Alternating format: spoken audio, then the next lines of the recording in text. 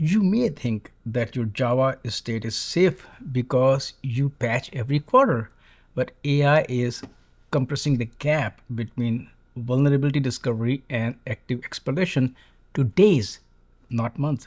That 90-day window is becoming a door for attackers, and Azul is closing that door. Starting August 2026, they are delivering monthly critical security patches updates across all supported Java LTS versions. And today we have with us once again Simon Ritter, Deputy CTO at Azul, to break down what this means for enterprise Java teams. Simon, first of all, it's great to have you back on the show. Great to be back. Thank you. It's my pleasure. Let's talk about this quarterly update cycle. Why is the quarterly update cycle no longer sufficient? How is AI changing the threat landscape to make a 90-day window too risky for enterprise Java estates? I feel even weekly window is not enough for AI. Yes, I mean, as you say, what we've seen in the last sort of 6 months or so is a real radical shift in terms of the way that AI is being applied to the field of IT security. And the real kind of, I guess, game-changing moment was when Anthropic announced Mythos, which was a frontier model, and that was one which had been trained and developed specifically to look at the ideas of identifying security vulnerabilities and also finding ways of exploiting those vulnerabilities. And they were actually so successful that they decided not to make this model generally available because they were worried that people who had malicious intent might actually use it in that way. And so they didn't want people breaking into systems and causing all sorts of problems. But essentially what's happened is that the use of AI models, LLMs and so on has really changed the speed at which we can identify and then exploit vulnerabilities. So we've had this idea of a quarterly update for many types of software. Java is one of them. There are lots of other pieces of software which use a quarterly update schedule. But with AI now having a big impact on the ability to develop those exploits, what the decision that's been made is that we do need to move to a faster cadence. As you rightly said, in August we will see a monthly update come out. We're not going to see a monthly update every month yet. We'll see August will be one, then we'll have a break in September, and then in October we'll have the usual quarterly one. But Oracle, who sort of have control over the way that these things happen for Java, have said publicly that they want to shift to a monthly cadence starting from next calendar year. So really the idea of this August release is to help people get used to the idea of a more frequent cadence for this, because this does have a huge impact on IT teams, on DevOps teams. In the past, they've thought, okay, we can do this every 3 months because we have the schedule of January, April, July and October. Great, we can work towards that. Now what they're being told is every month you're going to potentially get a set of security patches, and you've then got to decide which ones, or if you think this is worth rolling out and patching your systems, and then you've got to figure out the resources you need to do that, which machines need to be updated and so on. So there's a lot of work that needs to go into this.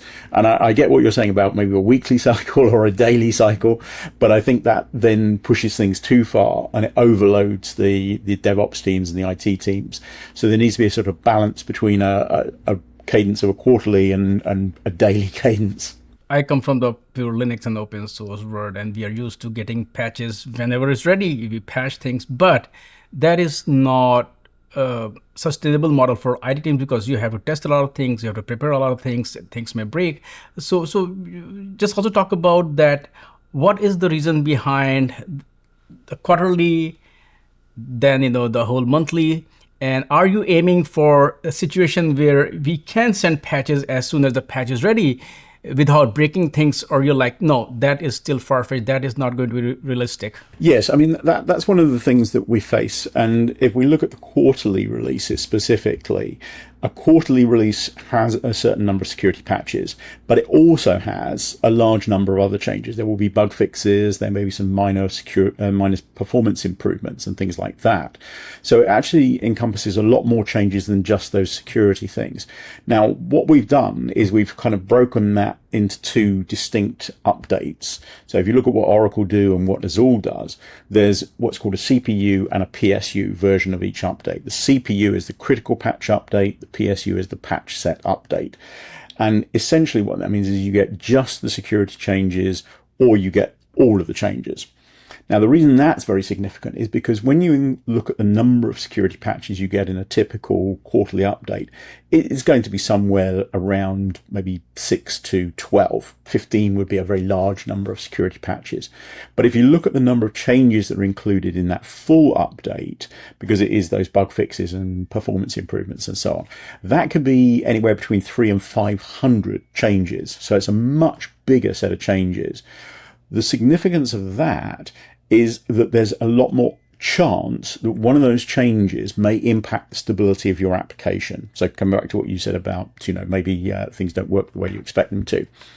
So what we need to be doing is very careful about that, because we've seen a number of situations where we've had an update which has been released. Now, because it happens on a quarterly basis, we can't test all software against that update before it's released. The update is released, and then suddenly somebody will discover that a particular software package is being impacted by a change that's been included, fixes one bug, but actually introduces another bug. And we've had to go back and do a reworking of that, make sure it doesn't break the software, and then issue another update. So that's the benefit of having the security only update or CPU versus the full update, because we've never seen a change in the security update that's broken software. So moving to a monthly cycle, what we're going to be doing is for those months in between the quarterly updates that we have at the moment, those will only be security patches. There won't be any bug fixes or anything like that. The idea behind that is to try and help more in terms of stabilizing the software. So you're not going to get this problem of having to reissue a patch once you've done that.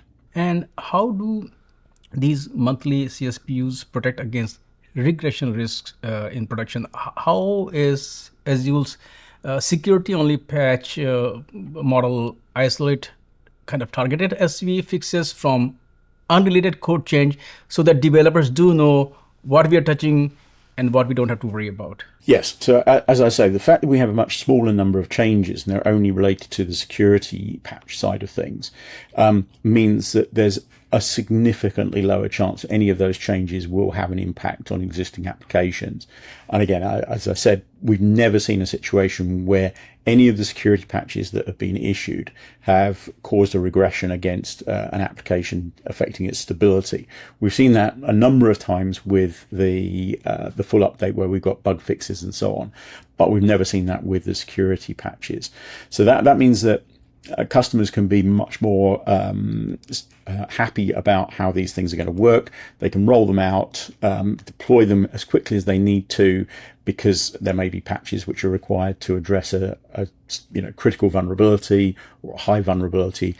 That way they can make sure that they get their systems as secure as possible, but also as stable as possible. It gives you the best of both worlds. And can you talk about which Java versions are covered under this new monthly cadence? And if possible, can you kind of walk through which LTS or legacy versions will receive these updates, including Java 6, Java 7? Right. So the way this works in terms of the initial security patches, that security patches are only developed for the current version of Java. So right now that's JDK 26.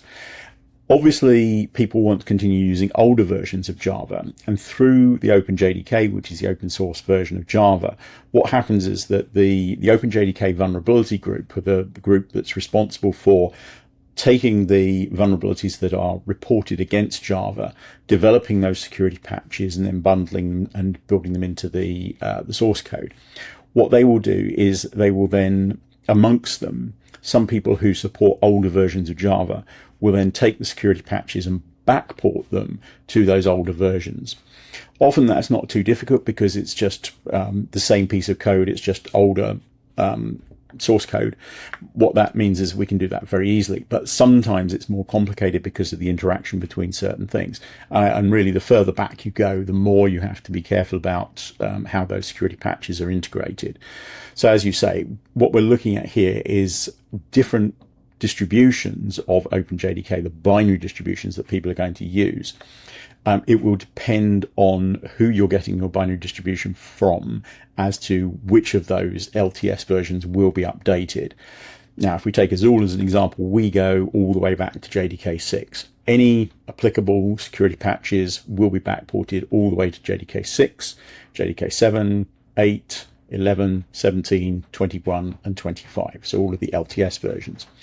Other binary distributions of OpenJDK will make a decision about which versions they support long term and how long they support those. And you'll see that in the case of certain distributions, they won't support those older versions. Nobody except Azul supports JDK 6 and JDK 7 anymore. That includes Oracle. If you look at people like Microsoft, they've never had long-term support directly for JDK 8. Red Hat have a different set of versions they support. So JDK 11, for example, is out of support unless you pay extra money for that. So there's a lot that needs to be considered from the point of view of when you're using Java. You're going to select a distribution that you want to run your applications on. If you're using older versions, you need to look very carefully about how long those versions are going to be supported and whether they will receive those monthly updates when they're made available. Now let's look at the impact on the lives of DevOps and security teams. What does the operational schedule look like for DevOps and security teams? How should enterprise teams adjust and prepare their patch management and testing process to keep up with this? I mean, effectively, what this is going to do is it's going to increase the workload for the DevOps teams and the IT teams who are handling Java applications. If you think about it right now, we're doing a quarterly cycle for our updates, which means that every 3 months, the team can look at what's being delivered in that update. They can make their decision about which systems need to be updated. If there are certain particular security patches, the level at which that security patch is, then they can decide whether they want to deploy it or how quickly they want to deploy it. If, for example, there's a critical vulnerability reported, then you need to deploy that very quickly, especially if it's one that's like a sort of 0-day vulnerability. Or if you've got ones where there's only maybe a medium that's the highest level one in that particular update, they may decide to postpone that for a few months or to the next quarter. But essentially moving to a monthly cadence is, in essence, going to triple the amount of work that any IT or DevOps team has to do specifically for updating their Java. It won't really change anything in terms of the overall strategy that they use, because it'll still be the same idea. You delivered an update, you will install that on your machine in exactly the same way. It's just you're going to be faced with having to do it potentially every month rather than every 3 months. And there is saying also, the more sweat you spend during peace, the more blood you'll save. So it's better to be ready for that. Now, can you talk about how do you folks, Azul, collaborate with the broader Java open source ecosystem on security? Yes, as I say, there is this subgroup within OpenJDK. It's called the OpenJDK Vulnerability Group. And that was established several years ago now. I think it was maybe 2019. So it's been around for sort of 7 years maybe. It was established to help make sure that the binary distributions that are made available of OpenJDK outside of Oracle had access to those security patches so that they could, again, make sure that those distributions are as secure as possible. So the group works together collaboratively. There are people representing most of, but not all of, the major OpenJDK distributions. There are engineers from Oracle, there are engineers from Red Hat, Microsoft, Amazon, SAP, Azul, obviously, and so on. And what we do is we work together as a group. When vulnerabilities are identified in Java, we will receive the information about that. We will then look at what we need to do to make changes to the software itself. We will develop those patches, and then we will, at some point when the update is released, we will upstream the changes to the OpenJDK source code.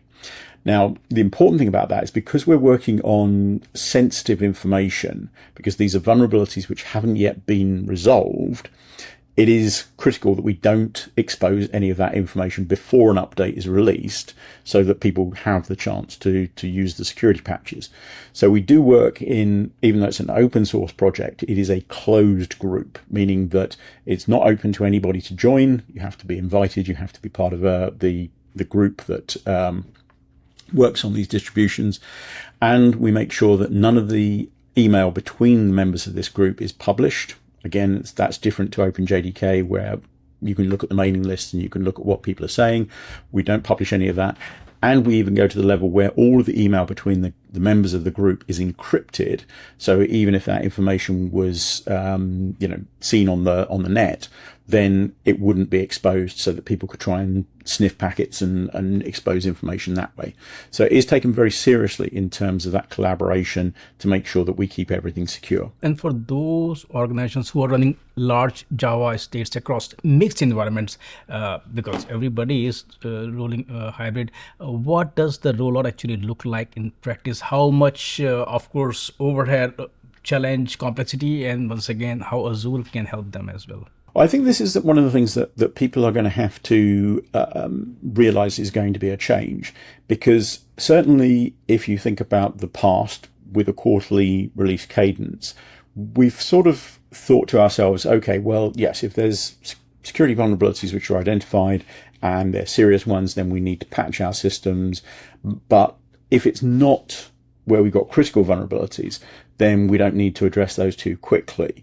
Certainly, if I look at some of the financial institutions and banks and so on, if there's critical vulnerability, they will have an SLA where they say, yes, we have to roll out that security patch within 7 days.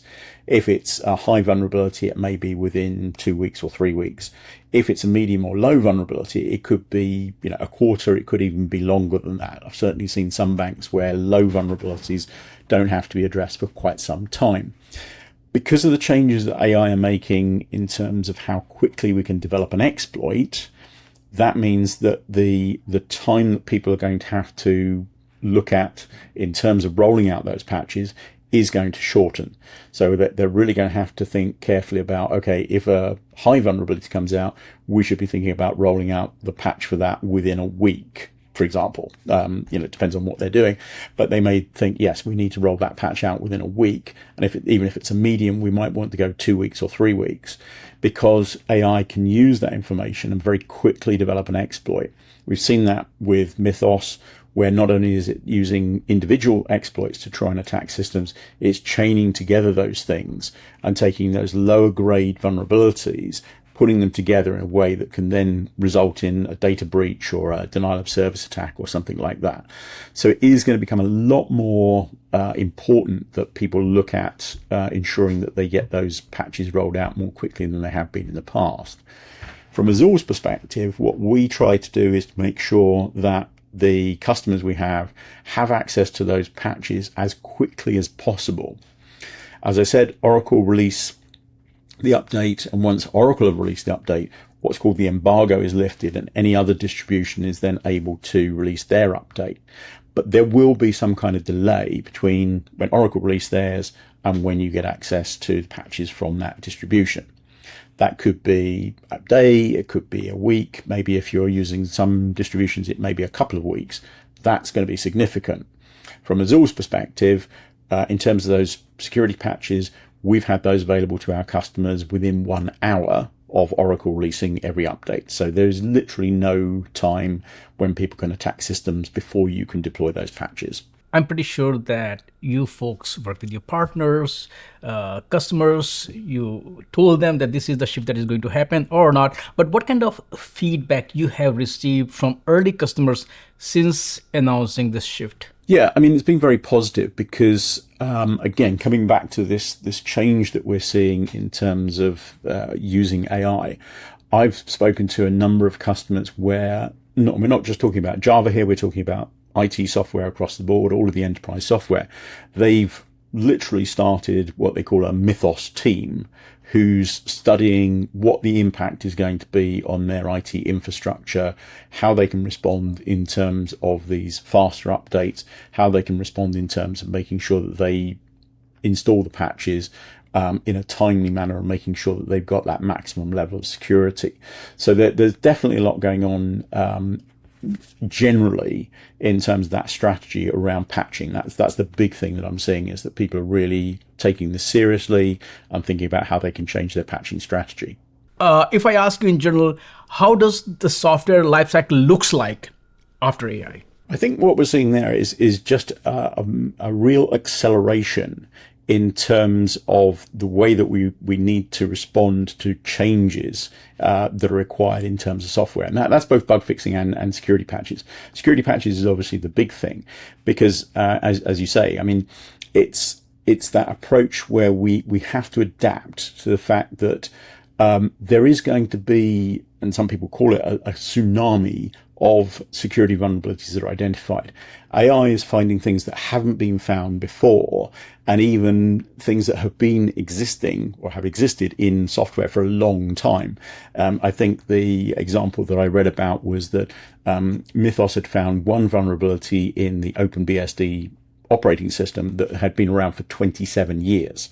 So it hadn't been, the source code had been there for 27 years. The vulnerability hadn't been identified. So it's going to be finding things that have been there for a while, not new things, but have been around for a while. And it's just finding those and exposing them. Now, we certainly got the idea of being able to then use AI to figure out how to resolve those problems as well. But it means that IT teams are facing quite a prolonged period of time where we're going to have to be much more on the ball and much more focused on figuring out how to roll out those patches so that we can keep our systems secure. Because as you say, bad actors as well will be using the same tools, maybe not Mythos, but we've got the open weight models, things like Quen and so on, that they can use. And even those open weight models, they're not as good as Mythos at the moment. But again, the prediction I've seen is that they are only somewhere between 3 and 12 months behind. So those open weight models will develop, and people who are malicious actors can then start using those. So we really need to focus on making sure that we are delivering all of those updates and our customers are installing them in a timely manner. Simon, thank you so much for joining us and walking us through and of course, those who are watching, if you're running Java in production, please do check out azul.com to learn more about these changed security update cycle. Get prepared based on Simon's suggestions, and I'll see you in the next one. Simon, once again, thank you. Thank you very much.